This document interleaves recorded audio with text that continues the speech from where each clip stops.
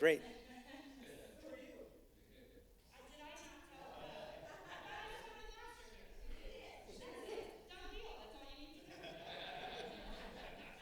Great. Joe's heckling us already from the front row. That's awesome, Joe. Good to see you tonight.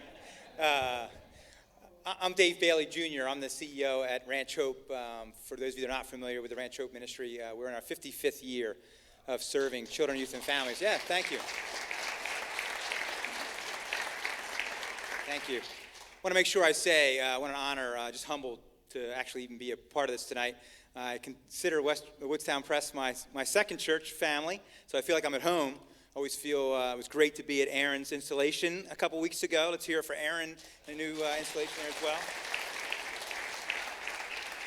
well. That was fantastic. But so our main role, and anytime I speak or anytime I have anything to say, I'm preaching to myself or speaking to myself. I'm in process myself and where I'm at with my walk, and so I'm always trying to work through some ideas and things that are going on in my life as a parent, as a husband too. So I certainly don't come here tonight with any answers or knowing anything greater than any of you. Just sharing some ideas tonight as the Holy Spirit leads. But our main role at the ranch is just to give kids a second chance.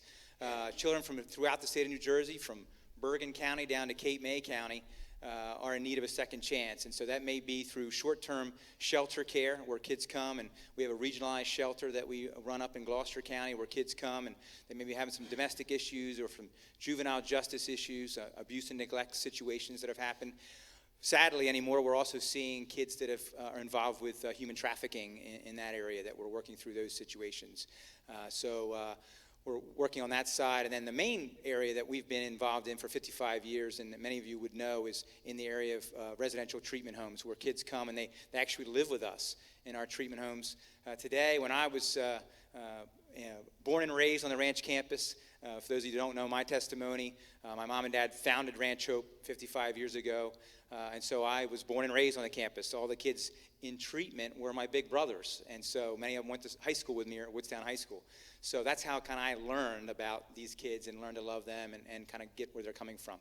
So most of the kids come, they live with us anywhere from 9 to 12 months on average, and we have a whole treatment milieu that works with these kids, which Jeff heads up and does a great job with, and licensed clinician and leads a whole staff in that area array. We've got 210 employees at the ranch that work with the kids each and every day, and then on the back end we have some supervised independent living program for young men who are basically homeless, and we're trying to give them another chance to get on the road of independence and get, but the bottom line is we're trying to turn them on to Jesus Christ and the ultimate healer in their life. And so all these little things that we do as far as clinically and educationally, they're fantastic and they're big things, but ultimately we're trying to get some good mentors in their life and show them that for all of us that have fallen short, that there's another way, and that ultimately we're talking about eternal items, not just 1 year, 2 year, getting a job and things along those lines. So real quick, that's it in a nutshell, and this is Jeff Harvey.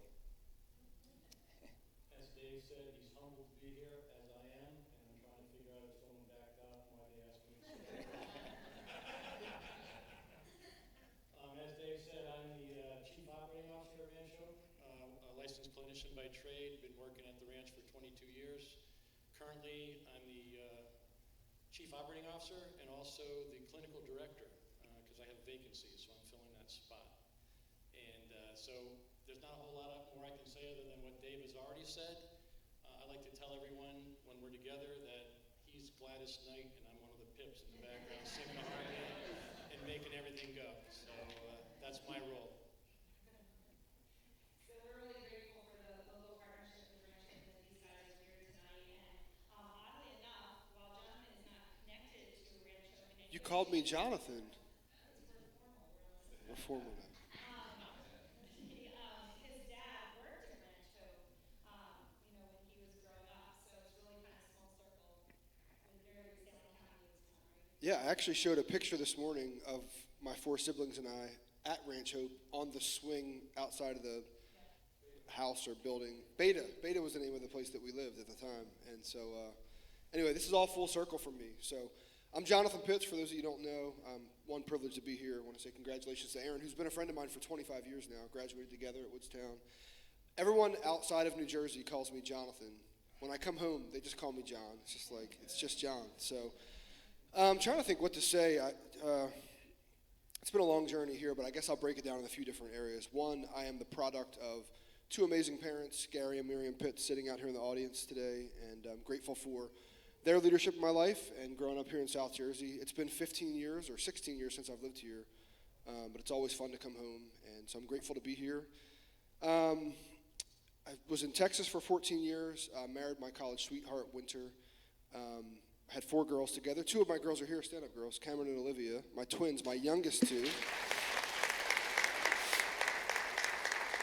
My oldest girl, Alina, has a volleyball tournament, like the playoffs start tomorrow, so she didn't want to leave because of that.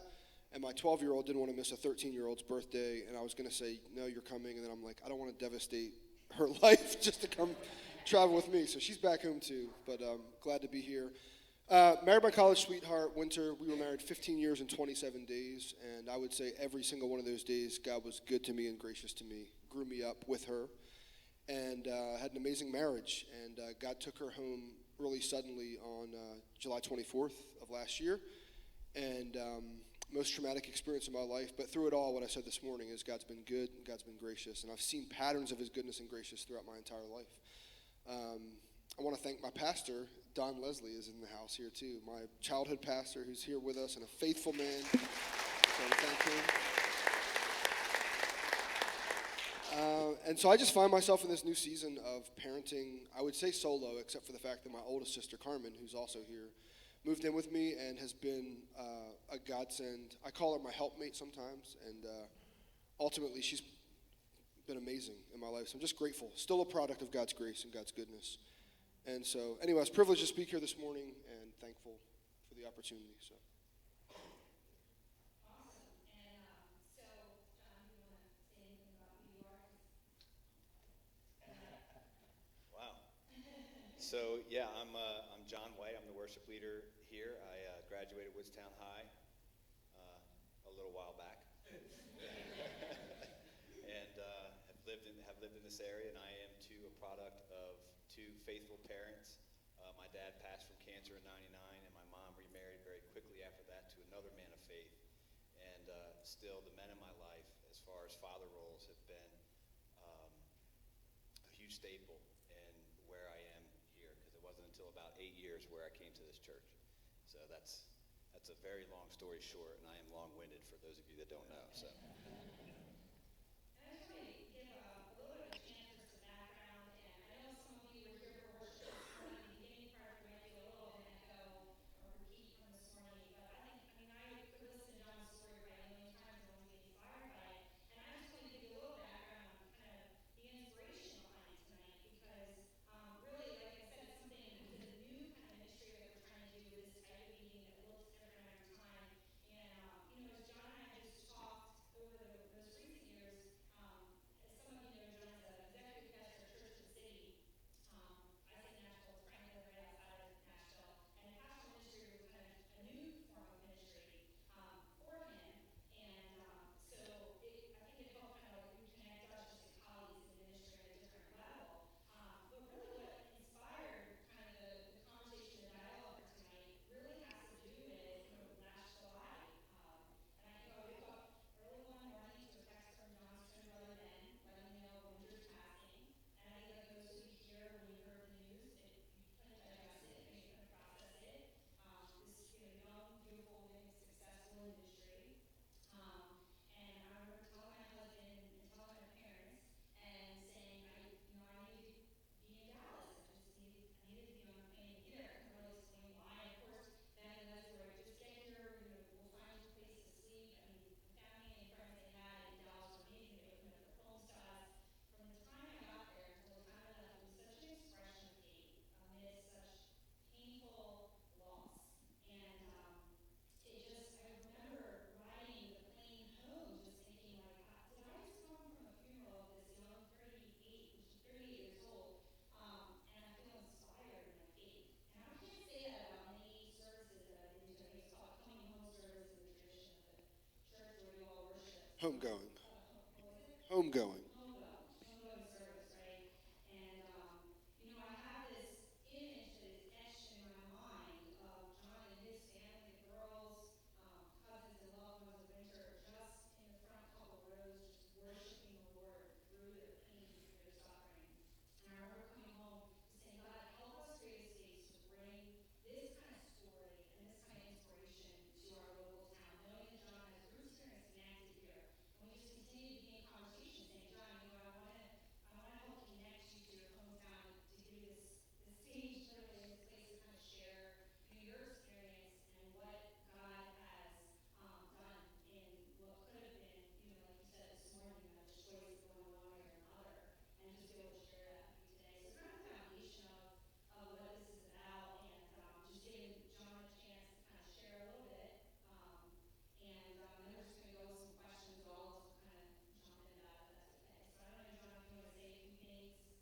Yeah, I mean, I'd love to honor my wife. I said I was married 15 years and 27 days to Winter with a Y.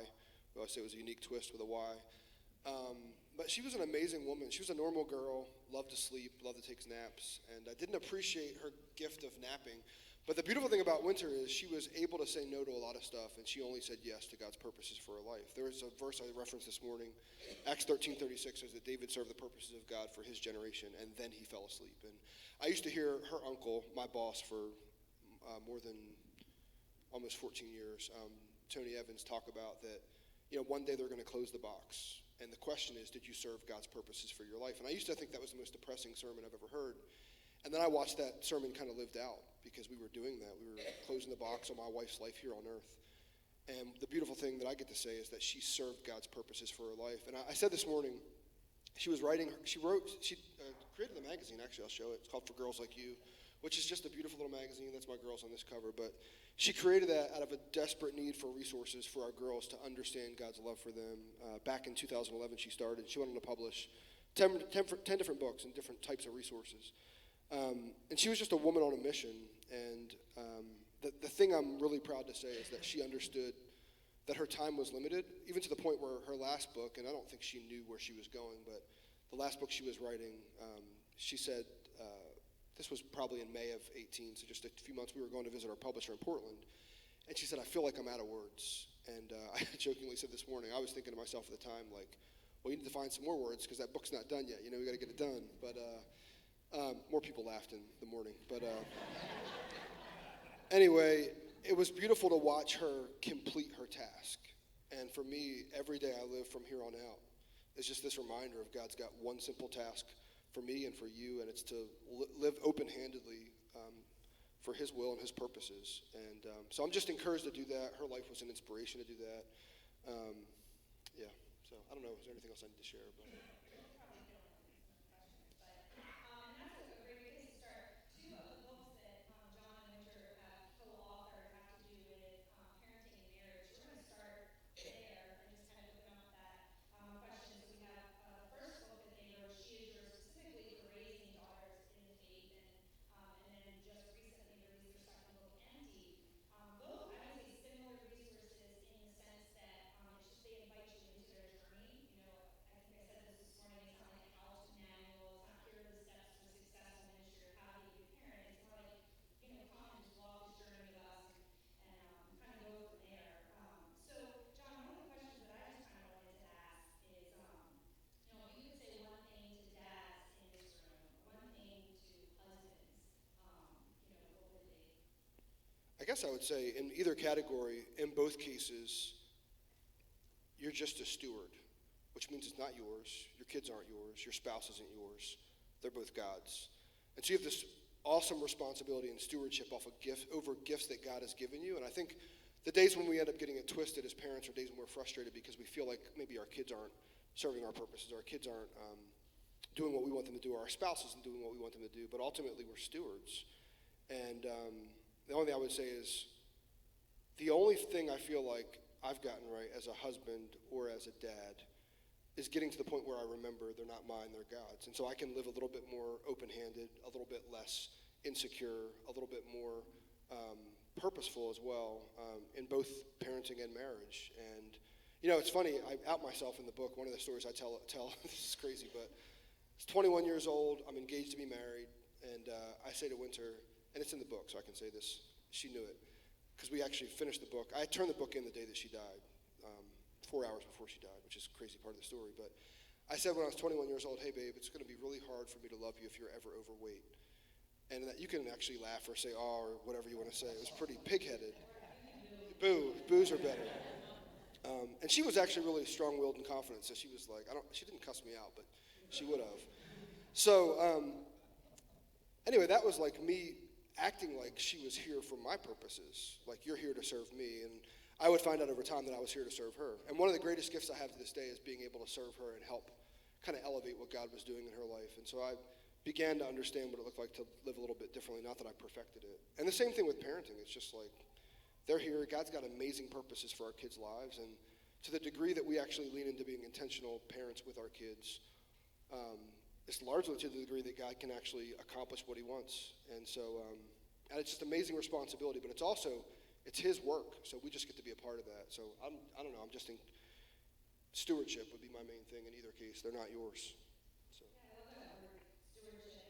Another thing in reading Empty is just, again, just to give you an idea, a book about just their journey in marriage, and I think you said all this morning, like all the mistakes you made and what you learned from them, and how that kind of grew as a couple, but the idea of just emptying yourself out so that you can be filled with God. And one of the themes I pulled, I don't know if it was, on purpose or not, but was intentionality and just being intentional, whether it's intentional being present with your kids or being present with your wife or being, intentional about putting them kind of first in that. So I was just wondering if you could talk about that kind of for a moment, how you see like that intentionality. Yeah, I would. It all goes back to a verse. That book goes back to a verse, and everything that we did conversationally around, specifically marriage, goes back to. It's Philippians chapter 2. Although Jesus was equal with God, he didn't consider his equality with God as something to be grasped or taken for granted. But he took on the form of a servant, humbled himself, emptied himself even to the point of death. And so when we look at the life of Jesus, we see basically God being really, really intentional and coming to earth and being intentional to the point of harming himself in order for us to be rescued. And so. My old boss, Dr. Evans, used to say, especially for husbands, like, if you're not dead yet, your job's not done. Like, if you're not sacrificing to the point of death, then stop making excuses because your job's not done. And I forget the question, but intentionality, yeah. So it's almost like the encouraging thing is it can be really easy to be intentional. It's actually. Good intentions are something a lot of us have. Like we have good intentions to go to the gym or good intentions to eat right or good intentions to do a lot of things. But intentionality is altogether different because intentionality is action-oriented where good intentions is just like a thought life. And so, ultimately, the beauty is it's actually easy to accomplish because it's just one step at a time, one moment at a time, one thing God tells you to do at a time, or maybe a buddy encourages you to do at a time. But it's also humbling because you're never done doing it. Like you're always doing it. And so it's both encouraging and difficult at the same time. Definitely. One of the things you guys say in the book that really resonated with me was the idea that, especially in the context of marriage, and I think this can be true in any relationship that you're in, it can be true in parenting and with siblings and friendship, but you talk in the context of marriage that, like, sometimes we're so desperate in prayer for God to change the other person, and what God's trying to do is change something in us. And to me, that always spoke a lot about, the intentionality of not just being intentional with the people I'm in relationship with, but being intentional about the way that I perceive God at work in that relationship and like the work on me. And sometimes like the change is more internal than external as well. And kind of just to turn to Dave and Jeff and just from the ranch kind of perspective, one of John's key parts of his story is the influence of his parents and being raised in this loving, supportive Christian family, and God at the center. Obviously, a lot of the boys you deal with at the ranch that come to you come from not that kind of background with their family. We're broken. Whether there was an influence of faith or not, a lot of times, you're kind of dealing with the other extreme. So just kind of curious to hear from you guys, like what that looks like, even those conversations or that intentionality with the kids you have. Like, how do they break that cycle? How do they become men of God who didn't have that example? Because John's the story of someone who had that example and replicated it. What is, what I'm saying? What does it look like from another perspective from you guys? What would you say? Yeah, so first off, I want to say through the beauty of technology, I've actually gone back through YouTube and seen interviews with Winter and Jonathan, and it is powerful. And so I really say go back and check that out. What a beautiful, beautiful woman, and inside and out. And so I was blessed just this week to even go back and doing some research and seeing those. But so our motivating scripture at the ranch is Romans 15:1. We then are strong, ought to bear with the infirmities of the weak and not just to please ourselves. And I love the Message's version of that better, but I'll use the NIV version of it for today. But I've often thought about that in many ways, and I look at that and go, number one, I'm saying that I'm strong, like when I look at this, and I'm so weak myself in trying to come to the plate every day for these kids. And so many of the youth that we see today are entirely unchurched. They have absolutely no idea of what you're talking about, or from a spiritual dynamic, or from a biblical based principles or anything you're trying to talk to them. So we're really starting from scratch now, even to begin to tell the story of what we're trying to get across to them. But one of the things that always strikes me is that we have to be careful in our own lives, but we also especially have to be careful of at the ranch. And what we're trying to do is not playing the blame game or getting into this shame aspect of life. Shame is very, very powerful. And so many times it would be easy for us to say, well, these parents, they need help, or these parents don't care, or these parents this, or these parents that, or even ourselves, we look at different situations in our own communities. That's bad parenting, this is good parenting. You know, we're going to make that determination of what we think is right or wrong in that area. And we have to be very, very careful of that, of not getting involved with shame, as well as, so when we're talking with the kids at the ranch, we try to stay away from those aspects of when we're working with them and try to work on a strength-based aspect of what's happening in their lives. So many more, you may hear some terms these days that talk to a model called ACEs, Adverse Childhood Experiences, or Trauma-Informed Care.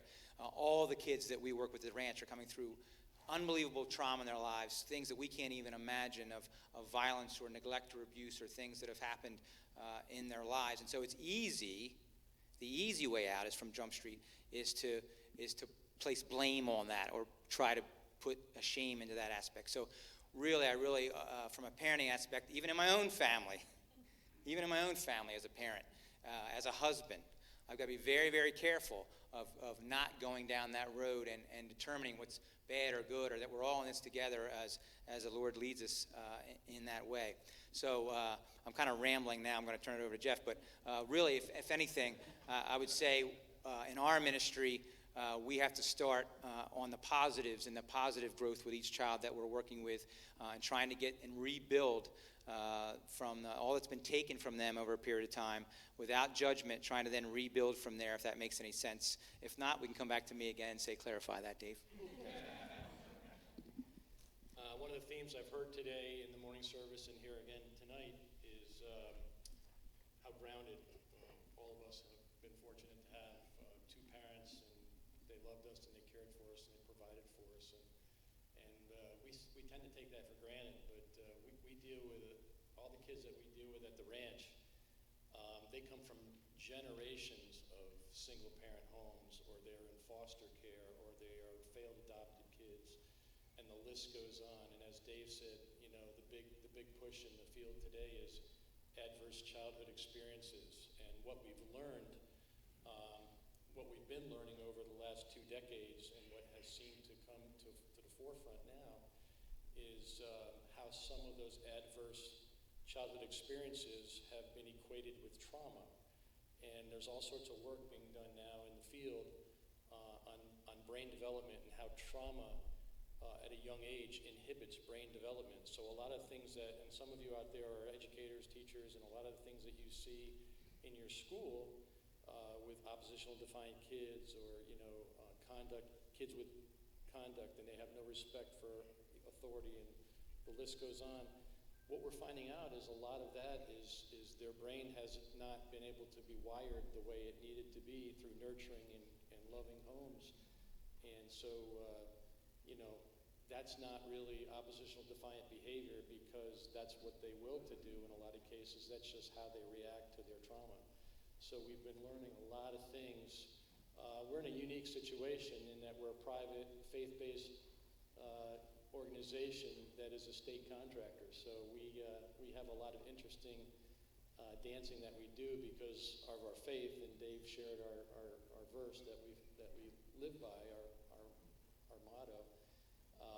And yet it's really funny how a lot of state workers come to us quietly and tell us, we really love what you're doing. They just can't say that publicly because they know that part of the foundation of working with these kids, or any kids, is to have a solid foundation, and we can't have that without Christ. So what we do is we invest in these kids' lives. When I first got to the ranch 22 years ago, we were seeing kids on average stay there anywhere from 18 to 24 months, and so we basically were able to raise them and invest in them. And now our average length of stay right now is between 9 and 11 months, because it's all managed care now, and we're just a link in the chain, and they move them on to another less restrictive environment once they've achieved stability with us. So what we've really learning how to do is to invest in these kids' lives in a very short run. At the ranch, there's no fig leaves. No one can hide behind anything, because when we get these youth in our program, we know everything they've been through, and it's mind-boggling how some of these kids and some of the experiences they've had in their short lives, and some of the things that they've been through. And so we invest in their lives because they already know we know everything about them. And as Dave said, we follow a model of nurtured heart. We focus on the positives in their life. They already know the negatives in their life. They don't need to be reminded of that. So we focus on the positives, and we try to redirect them. And I think it would be an empty effort without God in our corner. So that's what we do. Yeah, I just want to bring up what John didn't tell you about his concern with Winter gaining weight was that he works out a lot. Did then, still does, right? So, and he wooed her with donuts because she loves donuts. I haven't read all the book, but I love it, and I just wanted to point out, if it's okay, just a couple of things. The one Krispy Kreme donuts, by the way. It was It's a Krispy very Kreme. specific kind of donut. Glazed. Glazed. Original hot. Yeah, the red light has Red to be light on. had to be on. So I haven't gotten through all this book, but I've gotten through about half of it, and the one-liners are in here. Of course, they elaborate on them. Have really resonated with me, and this kind of goes back to what you were saying a little bit earlier. Something beautiful happens when you begin to see the beauty in your spouse. And this isn't really a question. If you want to elaborate, great. But I'm just like, let me finish this paragraph. Something beautiful happens when you begin to see the beauty in your spouse, when you no longer see their differences as threats to your well-being, but as enhancements to your life, and when you begin to see their story as a work of God and a perfect picture of grace. That's powerful. That hits me. I don't know about you other husbands, but I got flies up here. But it all, and then there's another one. If I could just hit this one real quick. And this is your section. So this, just so you know, for those that haven't read it, hope you will, because it's good. John writes a section, and then Winter writes a section. And this is John talking. And for me, it takes faith, and it's also, I think, a very good example of what it means to be a walking testimony. You mentioned that this morning, doing God's work, using the gifts that God has given you. But it takes humility and a humble heart to do it. And you say in this, thank God Jesus died for hypocrites. The scariest thing about my hypocrisy wasn't that I was living a lie. After all, God forgives liars. The scariest thing was that my hypocrisy was allowing me to build up a false sense of security and worth. I put myself on a pedestal in my own eyes, which also allowed the expectation that God owed me in marriage. It went something like this in my mind, and I don't need to read that. You can read that. In talking with countless men, it is very common to feel that token economy type of thing.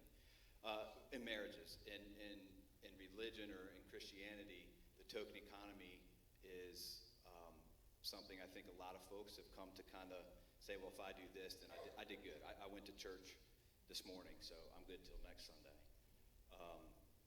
Is there anything that you want to add? I don't want to ramble, and we only have a few more minutes, but I'm loving the book, and it's hitting me right between the eyes and in the heart. And it's a message I think that not only men, but everybody needs to understand as they build their relationships with their wives, with their children, and with their friends.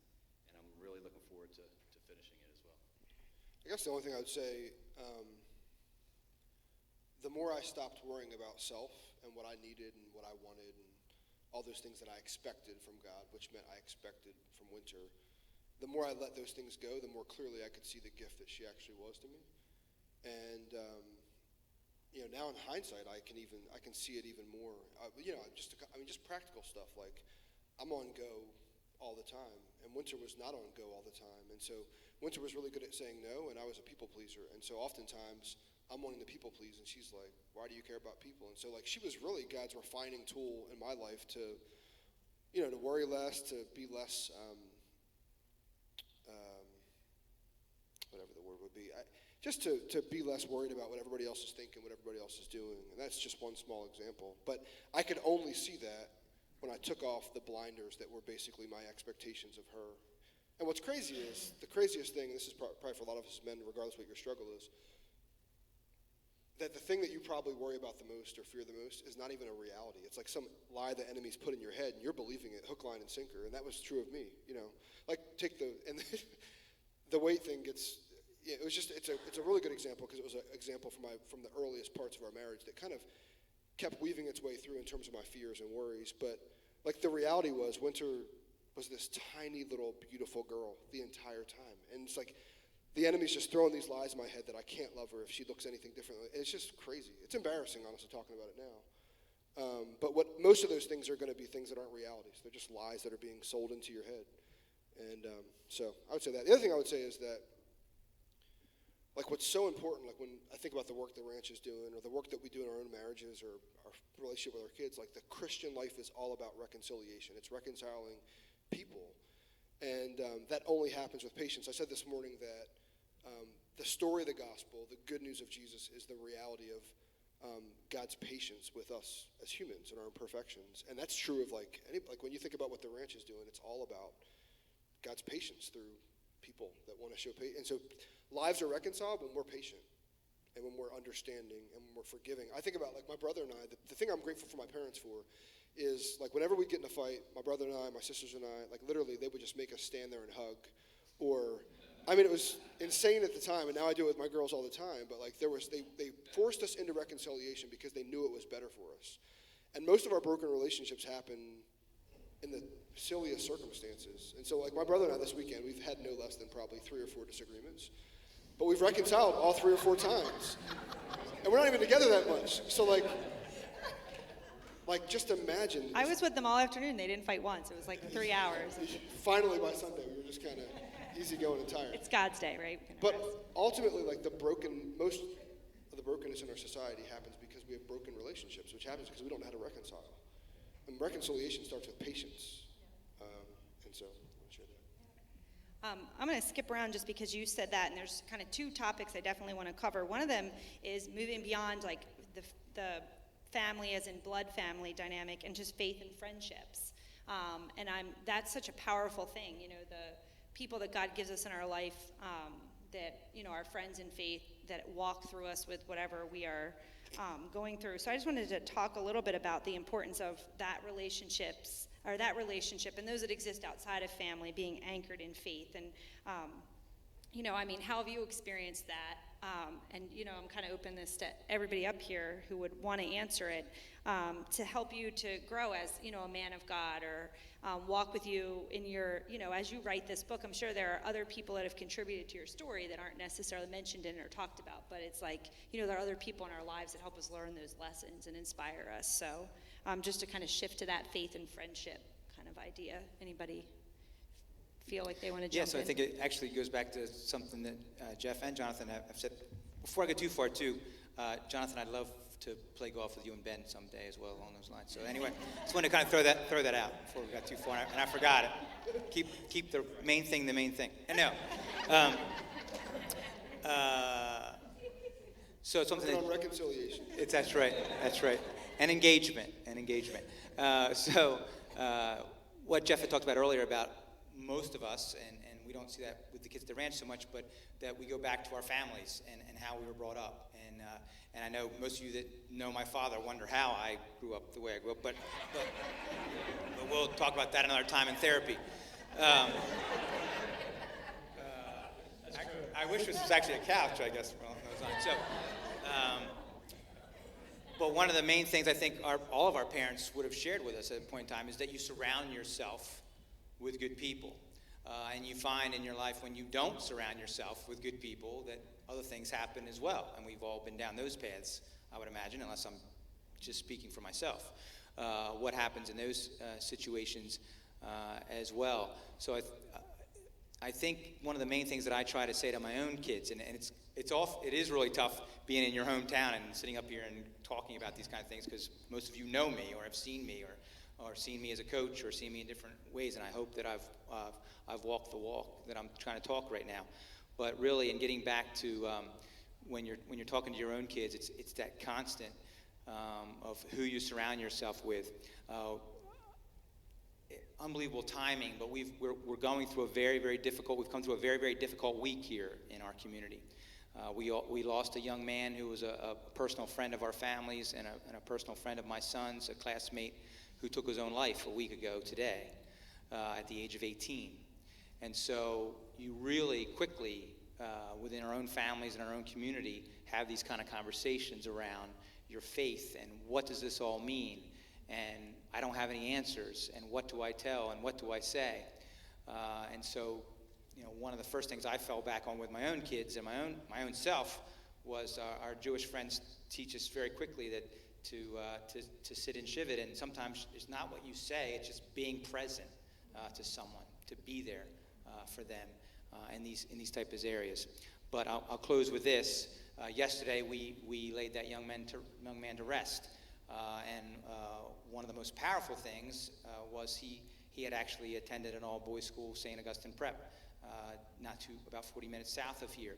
And to see the power of that family and that community, and the community from Woodstown that went down to that, and the military aspect of what was going on, and the healing that has come out of that. I could tell you 12 stories right now of ways that healing has come upon that family in the midst of something that has no answers to it. Has been amazing. But ultimately, it is, and even for these tough times like this, it's surrounding yourself with people of faith and people who are going to continue to uplift you as you do in this church throughout each day. One of the beautiful things about being here tonight, I mean, because, I like sitting on stages and pontificating about things that people are like, maybe he knows about that or not. But, honestly, as soon as people started coming into the room and I'm seeing, my childhood best friend and my childhood pastor and my first boss and friends of my wife's that drove here from, while they were living in Dover, coming from Philly, that just stopped in. I mean, just, in our most difficult time for my family, we watched people surround us in ways that are absolutely insane. And so I'm just really grateful to have really good friendships. And I guess it's in tragedy that you realize what you really have. And I've heard it said that, to be homeless is not to run out of your last dollar, it's to run out of your last relationship. And so, surrounding yourself with good people, I'm grateful that God allowed me to do that. And I, too, like you, I've spoken in a lot of different places in a lot of different states, and there's nowhere more intimidating to come than Woodstown, New Jersey. So I hope I've been walking the walk, and I hope that you guys, in my imperfections, still, see me perfect in God's eyes. So.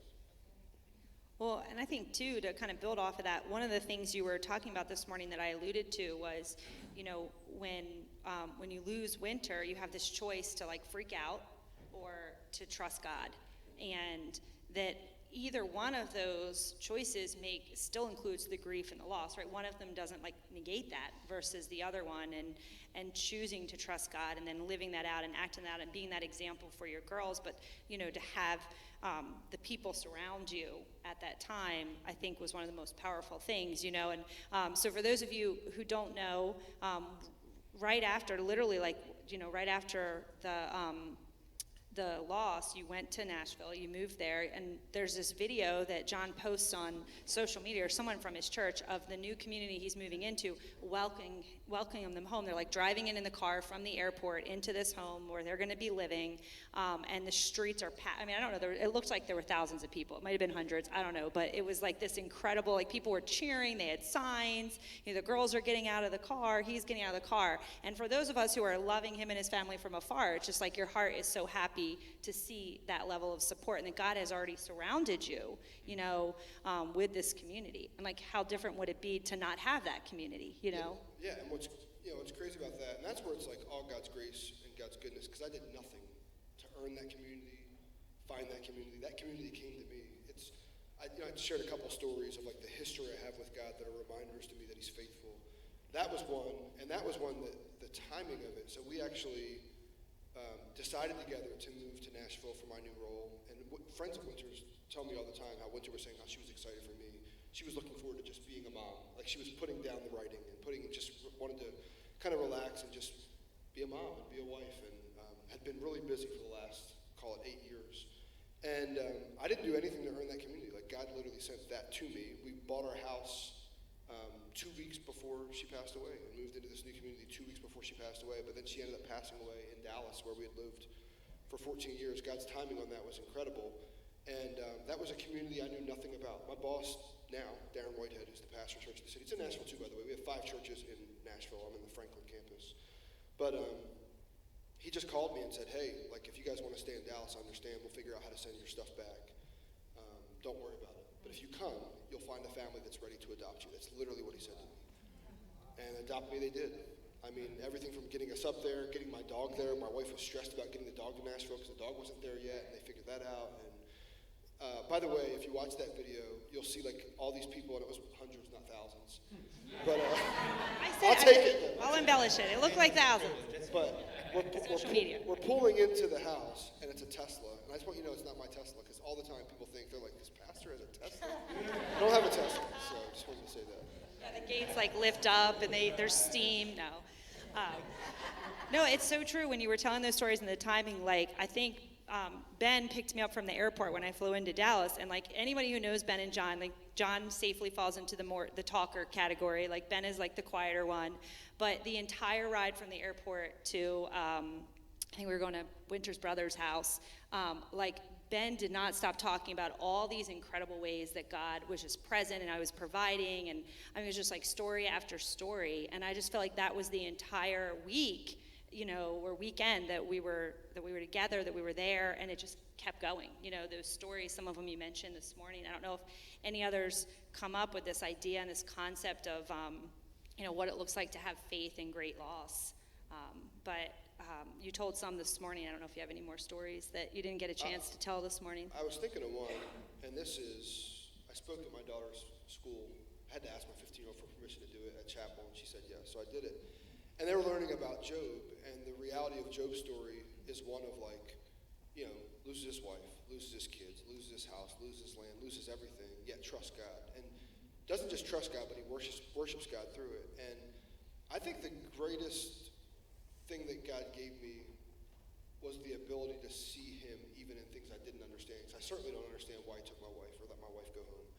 I don't understand any of that. I've got my 4 little girls that won't see their mom again until eternity. And like there's this reality of, I feel like I should be a lot more jacked up than I am right now. I'm definitely jacked up. I've been jacked up my whole life. But I feel like I should be more jacked up than I am right now. And I feel like God's given me an ability to trust him. Not see what he's doing, but trust him through the darkest days of my life. And the night we went to the hospital and they're trying to resuscitate her and none of that's working. And I remember they said, you should come in and say goodbye to your wife. And I remember going in, and the worship song we ended the set with, Great Are You, Lord. I sang that in her ear. She was going to eternity. And that's not me doing that. I can't put that on. God's given that to me as a gift. And he gives that to all of us as a gift, like the opportunity to trust him.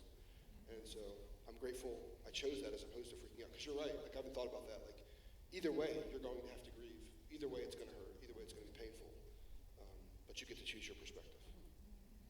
Well, and it's very interesting to me to see the platform which God has given you. And if your choice, if you did lean towards the freaking out, what kind of platform would that be? And what would you be able to share with people? Would you be able to say you would be another person who joined? I mean, we've all lost somebody. Not everybody's lost somebody to the extent you have. We've all felt some level of loss. And of course, there are people who have felt your level of loss. So when you've experienced what you've experienced, but you've chosen this path instead of this path, it builds this platform for you to be able to be on, and I mean that in a figurative sense, not necessarily the literal sense, but to be able to be an inspiration to other people. And that's why I always say, like, you have the coming home from Dallas and just being able to say, like, wow, that's what it looks like to see God's Spirit alive and at work.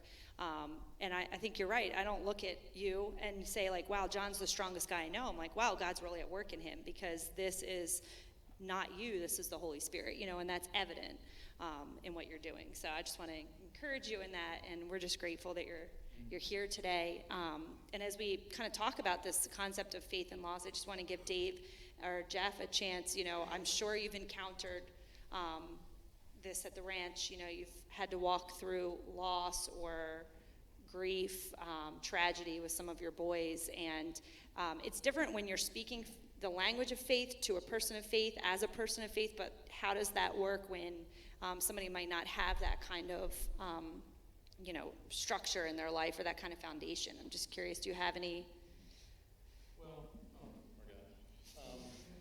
That would be helpful. I got a million things running through my mind right now. We have kids that come to our facility, a lot of them recently within the last 2 years of all the referrals that I looked through, because they're disconnected to their families, they've connected to families they found on the streets. So there's a lot of kids that we have now that are involved with gang-related activities. They may not be parts of the gang, but they're being groomed to become parts of the gang. And so there's a lot of death and loss in that lifestyle. I think that probably 50% of our kids have experienced loss of a close friend, whether it's a drive-by shooting or they were out doing something they shouldn't have been doing, and gunfire broke out. And, it's just amazing. And there's no magic wand to wave.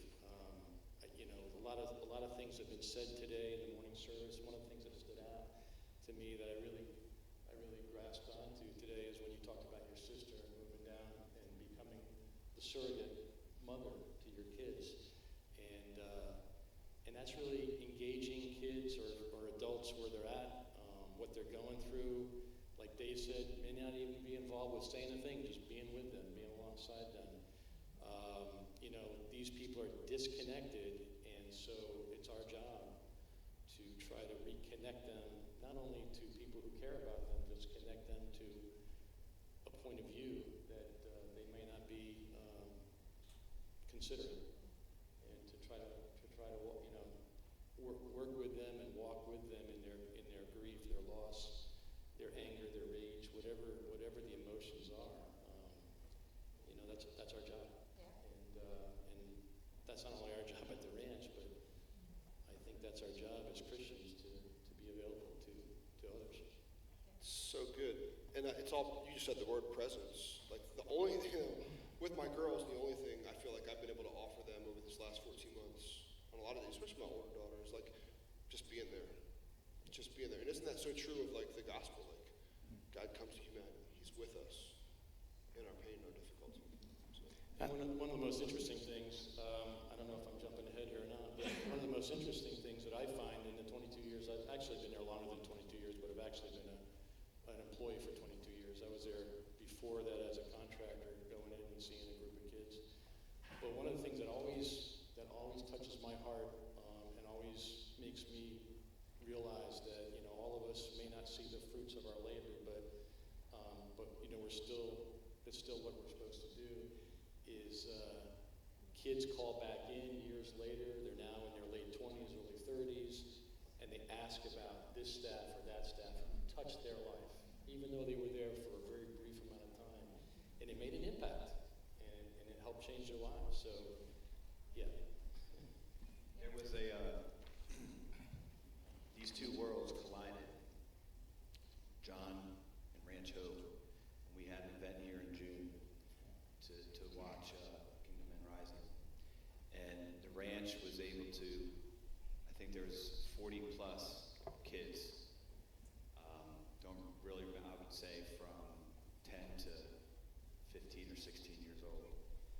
And talking with the pastor from the ranch that night, he said, John, this is amazing. He goes, these kids are sitting still for longer than 15 minutes. Number one.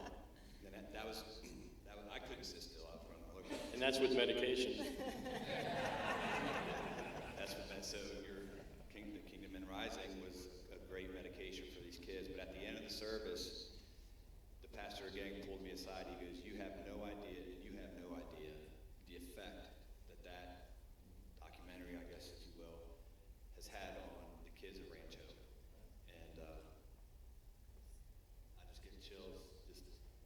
thinking of the impact that the ranch is having, that your ministry is having, and it's all affecting the small town of Woodstown and Ally. Yeah, and I wanted to make sure that you just said, stole my thunder on that one, John, but perfectly. No, perfectly. We definitely wanted to mention that tonight, of the impact that had. My first question next day was, how many of the guys stayed for the whole, and they all did. And I said, well, how many of the staff actually stayed? No, the staff stayed with them too. That was a joke, folks. It was supposed to be. This is a tough crowd, John. It's a tough crowd. But just to follow up, same thing. I mean, I think two words that I've really been working on in my own life, trying to work on. If Julie was here, she may say, yeah, right. Number one, always being engaged. I think as a father and as a husband and as a member of this community, being engaged as much as possible. Your presence and just being there. And then secondly, within that engagement is being vulnerable. I think as men, we really, and I'll again speak for myself, look in the mirror, that I struggle with vulnerability, that I don't have to always have all the answers, that I don't have to be the strongest person in the room, that kids can see me make mistakes, and that they're going to be more courageous and stronger by seeing when I make mistakes, and that when I'm an idiot along those lines. I try to be speak as many languages as I can. Those of you that know my testimony know that I'm just as well versed in evangelical Protestantism as I am in Roman Catholicism, but also in working with the kids we have to work with every day. For most of the kids, I have nothing in common with them when they first come in. And so I better be vulnerable, and I better be able to speak their language in a hurry. And it's always what's wrong with me, not what's wrong with them. What am I doing wrong to not be able to reach them and be able to share Christ with them in some way? Not what's wrong with them, or what's happening in their life. As we all see across society now, it's a different game. 55 years ago, and Gary, when you were there a number of years ago, we weren't worried as much about sexuality issues and gender issues and all the different things that, and so without a doubt, especially in our small communities, and I'm going to go out on a limb here, so throw me out. Mute his mic. We can't be about building walls. Ranch Hope can never be about building walls. We don't get to choose. We're not a Methodist church. We're only Methodist kids, and come in every Sunday to be ministered to by us. When the door opens tomorrow morning, those kids come in wherever they're at. And our job is to share the love of Christ with them, the love of Christ with them, no matter what.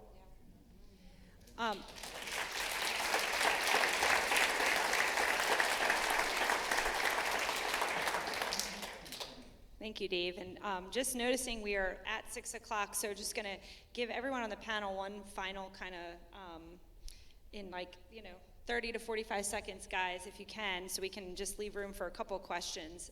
And as we're doing that, we just wanted to give you a chance tonight to support John and the girls in their ministry. They came up from Tennessee to be here this weekend, and John spoke this morning. We're really excited to have him here. If you want to give towards their ministry, there's a couple ways you can do that. One, you can text this number. You'll get a link to be able to donate. And also, we are going to pass some baskets around. If you want to make an offering towards that, that would be welcome as well. We also have some of the books and resources on the back table that are for sale that I encourage you emptied. Their marriage book is out. And a couple of the resources, if you have young girls, tween girls is the target audience.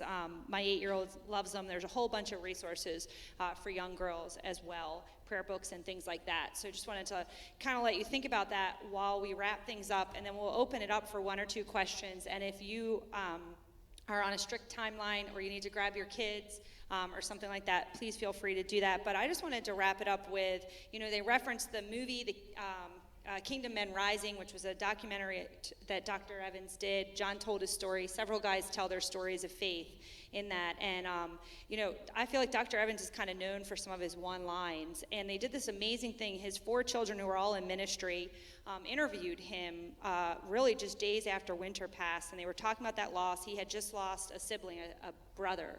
He Yeah. lost a brother 6 months before and then a sister 6 months after. Right, and then so just dealing with loss. I remember them asking, kind of checking in on him and asking him and saying, like, how do you do this? And I'll never forget his answer. It was really simple. He said, well, I guess I believe what I preach. And that just stuck with me because it was just that simple. I believe what I read, I believe what I preach, I believe what I teach. So I just want to kind of give you guys a chance to leave that note tonight. How has what you believed, become a reality? Like, how's that true in your lives? And how have you seen that, whether it's in the context of the ranch or whatever you feel led to share? But would love to hear that. I guess I would just say for me, going through this last 14 months, but specifically the time of winter's passing, I would say that the greatest apologetic, the greatest argument for eternal life would be death. Because I've been as close as I've been to it. I've had the faith I've had, and God's provided. God's literally saved my life and spared my life in it. And it's the most unnatural thing I've ever seen in my life. Like, it's super unnatural. And so I would say it's the greatest apologetic for eternal life. And my only encouragement to you would be like, okay, if that's true, if there's a such thing as eternity, to be thinking about what are those implications for you in your own personal life. So if you're a Christian, if you're a believer, that's leaning into your faith and leaning into. So what does that mean for you? If there's a God and He's real and He has expectations of your life and He has a plan for your life, what does it look like for you to fulfill that? And if you don't know if that's true, but it's possibly true, then what does it look like for you to lean into discovering that? So I just encourage you to. The Bible says, "Draw near to God, and He'll draw near to you." Just to draw near to Him. So that's my encouragement. Awesome. How about you guys? The other night we had session meeting, and we did a devotional, and the devotional was about abundant life and abundance, and the thing that I conjured up in my mind about abundance, and our culture has all sorts of different wild ideas about what abundant means, and usually it has to do with possessions and wealth and things like that. But one of the things that struck me as I was considering what abundance is in my life, because it's certainly not wealth, is peace. And that was my answer. I wouldn't say I've been through a lot of tragedy in my life. I've been through some periods of time in each stage of my life where there was stress, significant stress, and I was able to see God's hand in how things worked out. And so, and Dave can attest to this, when we go through tough times, which we do quite often, I'm pretty laid back, aren't I? Yes. Because I know that I'm not. I check his pulse. Because I know that I'm not in control of anything, so there's no point to add insult to injury. I just trust God and go with the flow. So. I think this would drive some of our team crazy about Jeff and I once in a while, because we are both pretty laid back. And I've often said I'm too dumb to know what really might be going on in life. But I really agree. It's amazing to me. I prayed before I came over today that I knew the Lord would just touch me, just being part of this. And just recently, in looking at different things in my own reading and prayer life, I've been thinking a lot about that whole aspect of leaning in. And then you just said it, John. I was like, I've just been talking about that and thinking about that, of how you really getting into something by when you lean into it. And then Jeff, you're just talking about one of the areas I've been talking about is the issue of scarcity in our lives. That we lead lives that nothing is ever enough, and especially with today's generation, nothing is ever enough. I'm not skinny enough. I'm not the best athlete. I'm not pretty enough. I'm not handsome enough. I'm not cool enough. All these different things. Or as an adult, I'm not successful enough. Or I'm not all these different things that are going on in our lives. And so my prayer every day is, Lord, I know that you're enough. I know that you're enough. And so help me to just be that example to others somehow in life. I was kidding Jonathan earlier that tomorrow morning at 7:30, is Granville here? I don't want to call him out. I don't want to call him out. But tomorrow at 7:30 in the morning, every third or fourth Monday, I'm in G Garlic's grooming, getting my hair cut. So if you're ever looking for me on a Monday morning, that's where. Buster, if you're ever looking for me, that's where I'm at, brother. 7:30 on a Monday morning. I see you out there. But I was worried that he'd be here tonight and he'd call me out in the chair tomorrow. I know you. You know, what were you talking about there last night, and where were we?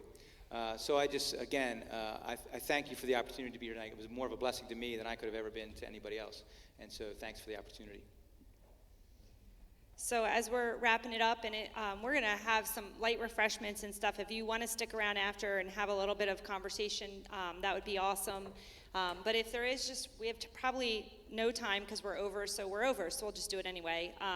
If there's a question or two that you're dying to ask that you think the room would benefit from, just throw your hand up and we'll bring a mic to you and you can ask that question. And please do not feel guilty if you need to leave.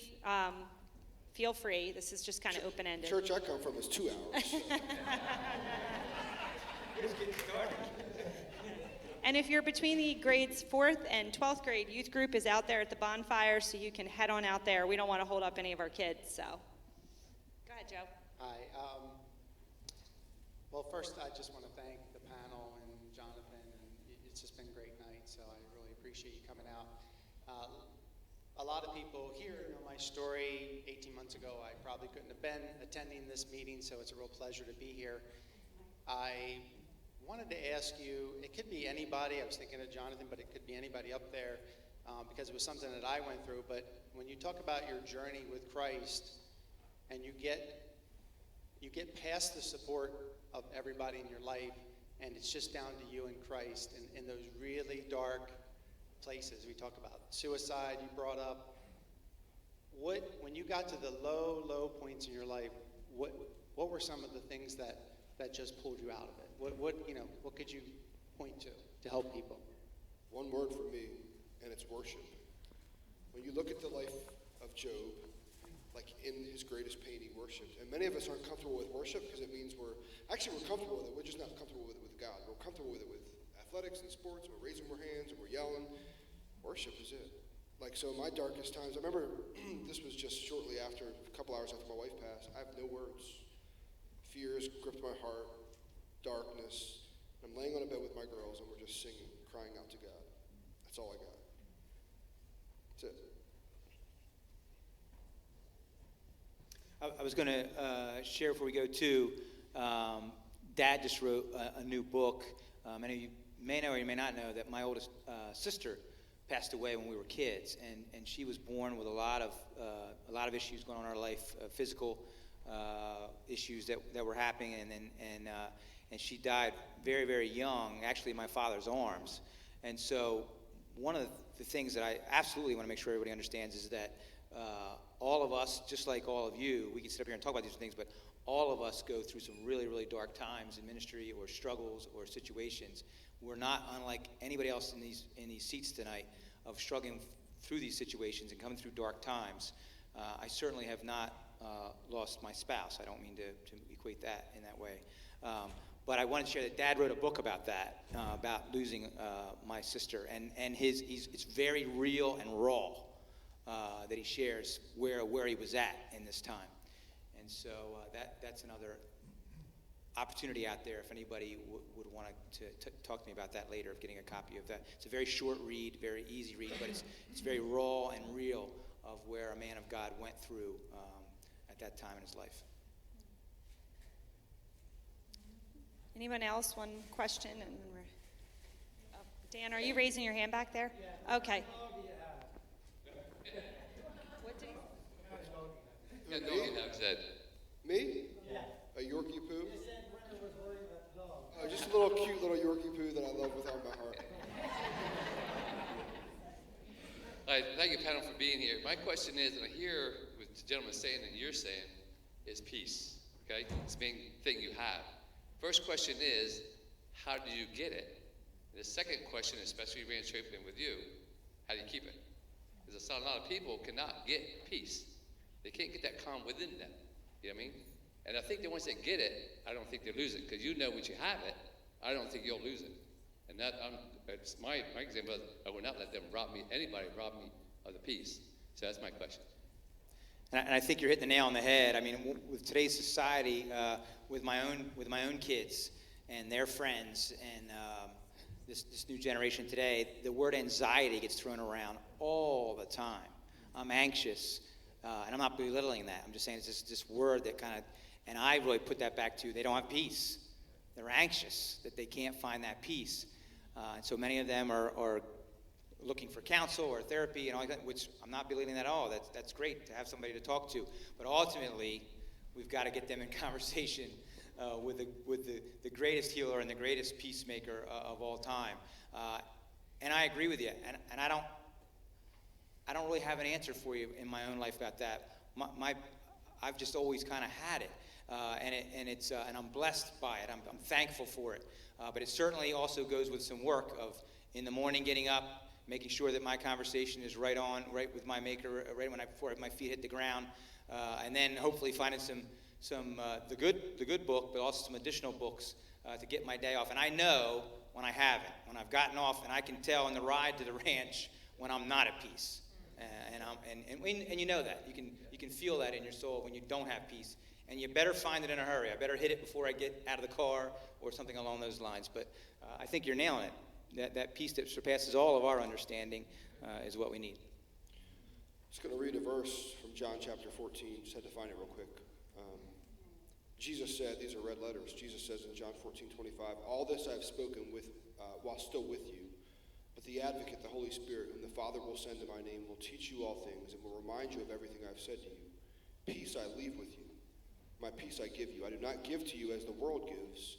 Do not let your hearts be troubled and do not be afraid. I would say that peace is a gift. We receive peace with Jesus. And, there's coping mechanisms. There's all kinds of stuff that's helpful. I've been doing a lot of counseling, and my girl's been doing counseling, and I think there's real benefits to counseling and therapy and learning. Like God's given gifts and those things as well, but ultimately peace comes from the source of peace, which is the Holy Spirit. And so I would say you find Jesus, you find peace, which is kind of, I think, an old school phrase, but it's true. It's a gift. And you asked how do you keep it, and the answer is one day at a time. I love the quote, in his will is my perfect peace.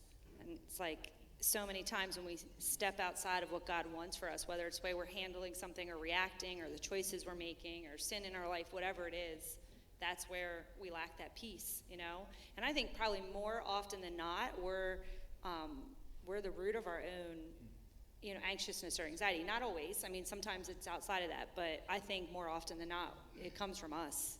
And it's like we're connecting to ourselves instead of to God. There's another good one-liner that's like that. That says acceptance is the beginning of contentment.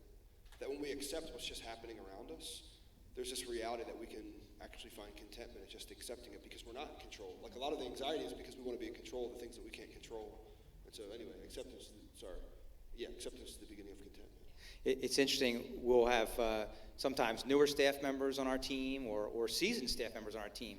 And they'll come to us and they'll be like, these kids are driving me crazy. And I'm like, what did you expect?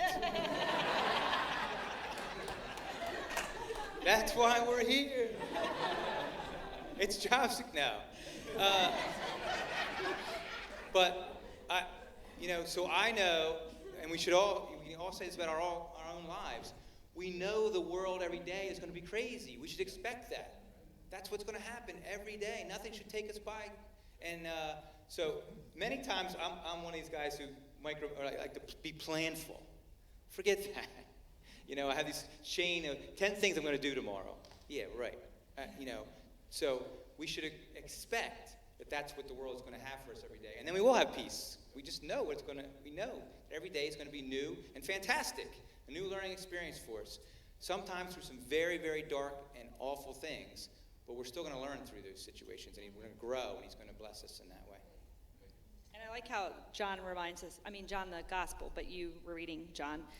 John, yeah. That, Jesus is the peace giver, not the world, So it's like, we're not going to find peace out there. We got to find it from Christ, right? And that's So, all right, one more, just because these are good questions. So we'll do one more. Again, if you have to go, we're not holding you up. We won't call your name out over the mic or boo you. Any more?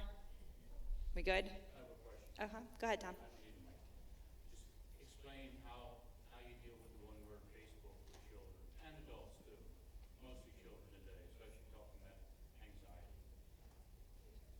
How to deal with Facebook?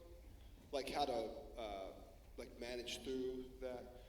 Well, first, For their growing years. yeah, The only one of my girls that have any social media is my oldest daughter.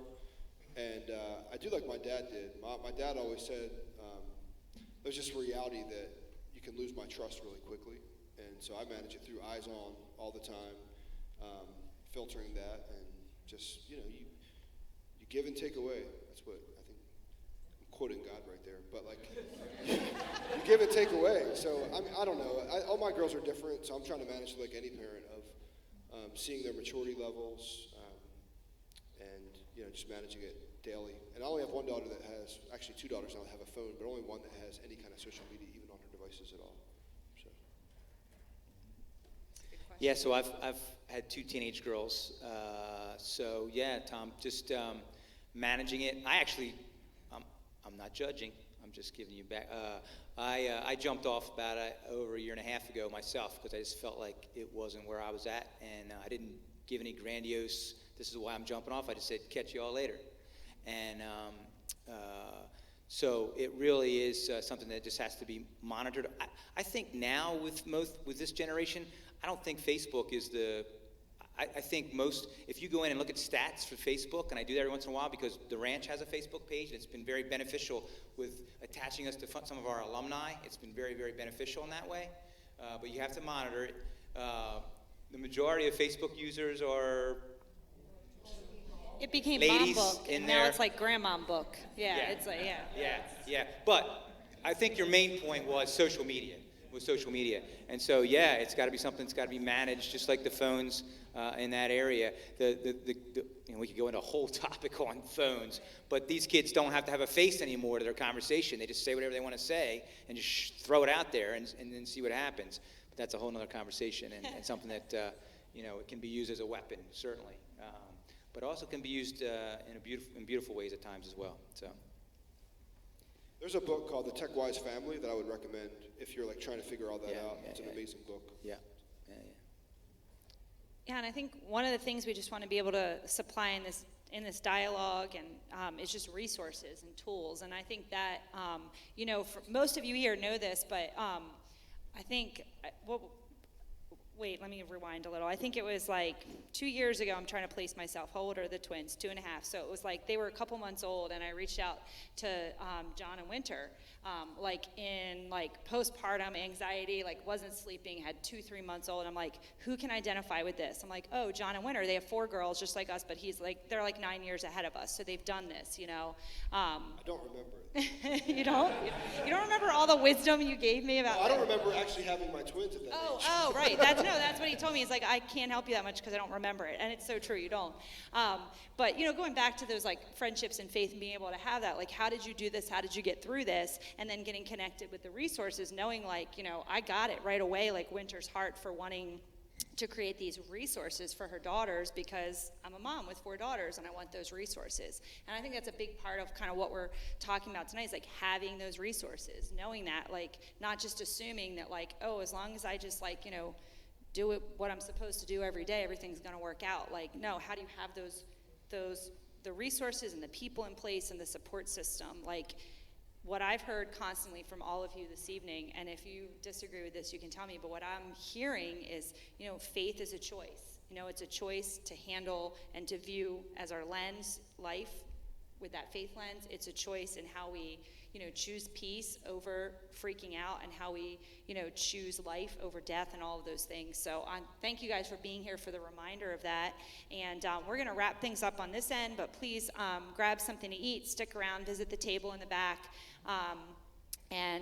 We just, thank you for being here tonight. So just want to join me in thanking our panelists for setting aside their time to be here tonight.